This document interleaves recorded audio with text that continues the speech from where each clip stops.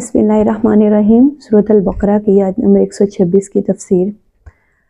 वइज़ क़ाला इब्राहीमु rabbi जअल हाज़ा बलदन आमिनन। और याद करो जबकि इब्राहीम अलैहिस्सलाम ने दुआ की थी कि ऐ मेरे परवरदिगार इस घर को अमन की जगह बना दे। वरज़ुक़ अहलहु मिनस्समराति वमन आमन मिनहुम बिल्लाहि वल यौमिल आखिर। और यहाँ आबाद होने वालों यानी बनी इस्माइल को फलों का रिज़्क अता कर, जो कोई इनमें से ईमान लाए अल्लाह पर और यौम आखिर पर। यहाँ हज़रत इब्राहीम अलैहिस्सलाम ने खुद ही एहतियात बरती और अपनी सारी औलाद के लिए ये दुआ नहीं की, बल्कि सिर्फ उनके लिए जो अल्लाह पर और यौम आखिरत पर ईमान लाते हों।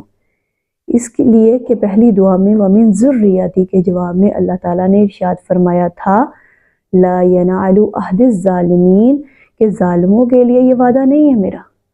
लेकिन यहाँ मामला मुख्तलिफ नज़र आता है। क़ाला वमन कफ़रा फ़उमत्तियुहु क़लीला, अल्लाह ताला ने फरमाया और तुम्हारी औलाद में से जो कुफ्र करेगा उसको भी मैं दुनिया की चंद रोज़ा ज़िंदगी का साजो सामान तो दूंगा।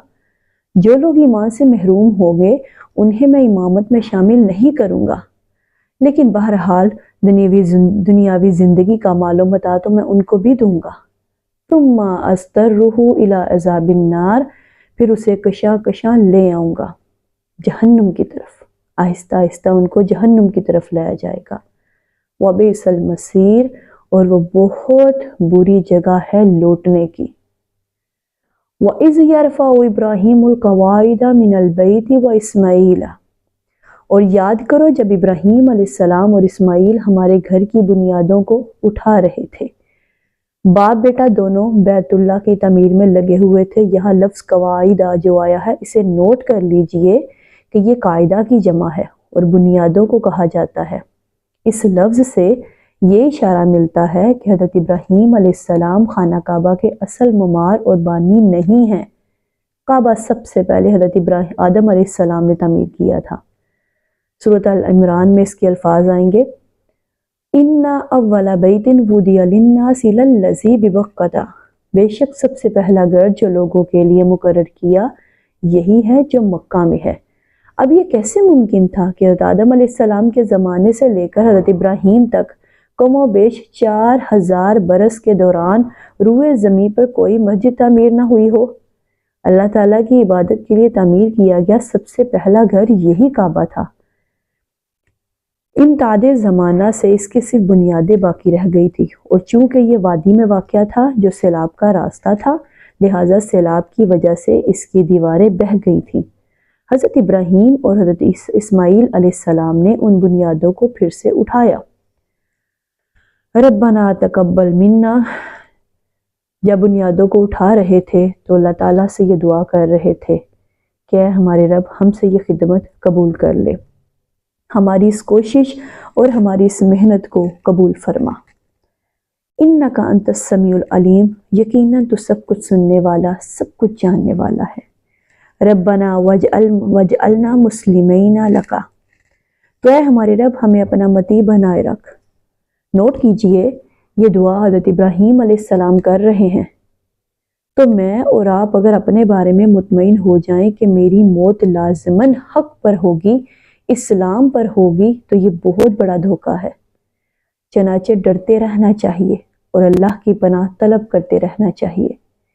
वमिन ज़ुर्रियतिना उम्मतन मुस्लिमातन लका, और हम दोनों की नस्ल से एक उम्मत उठा जो तेरी फरमा बरदार हो। वारीना मनासिकाना, और हमें हज करने के कायदे बतला दे। ए परवरदिगार तेरा ये घर तो हमने बना दिया, अब इसकी ज़ियारत से मुतल्लिक जो रसूमात हैं, जो मनासिक हज हैं, वो हमें सिखा दे।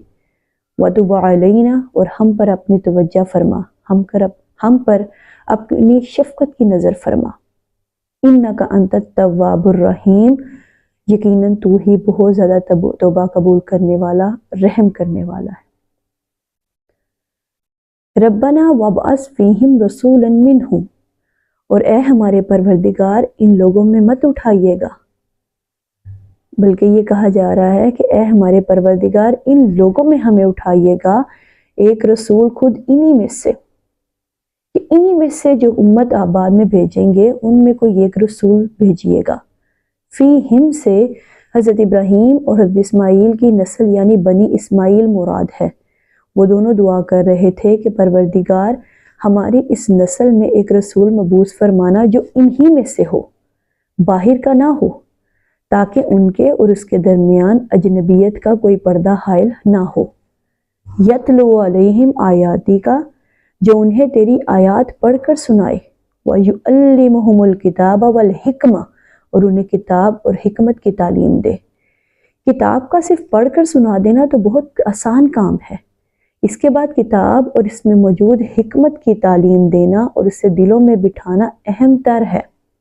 وَيُزَكِّهِمْ، اور ان کو پاک کر دے، ان کا تزکیہ کرے، ان کے دلوں میں تیری محبت اور آخرت کی طلب کے سوا کوئی طلب باقی نہ رہے۔ اِنَّكَ أَنْتَ الْعَزِيزُ الْحَكِيمُ، یقیناً تو ہی زبردست اور کمال حکمت والا ہے۔ جزاک اللہ خیرہ۔